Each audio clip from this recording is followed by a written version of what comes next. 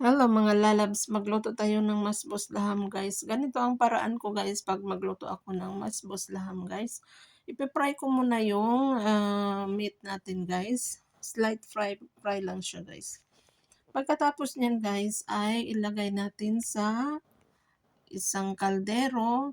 Tapos lagyan natin ng mga powder guys na yung mga anong ipanglagay natin na pangpasarap guys. Pero ang tubig natin guys ay dahil marami ang meat ko guys, 2 baso at kalahati lang nilagay kong tubig guys. Siyempre ayan na yung lahat ng pampasarap, tinimplahan ko na siya. Tapos yung mga lahat ng powder na ilalagay guys, nilagay ko na lahat. Pag kumulo na guys, ayan guys, templado na yan siya guys. Tapos guys, lagyan natin ng aluminum, iluto natin ng 2 oras guys sa mahina na apoy guys. Tapos guys, yung pinagprituhan ko ay nilagay ko sa tubig para pangluto natin ng rice.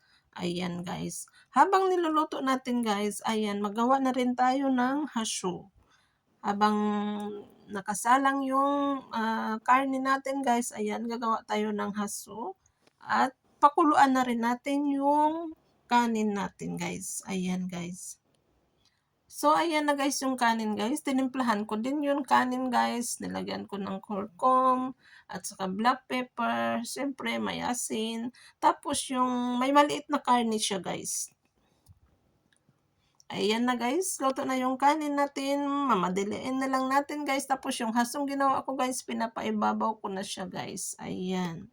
Tapos kalahati ng haso guys, i-separate natin kasi mamaya natin yan ilagay. At ayan na yung karne natin guys, sa 2 oras guys, ayan guys, sobrang lambot na guys. At yan yung tubig niya guys, konting-konti na lang talaga guys. Mas maganda guys kung matutuyo talaga yung tubig niya.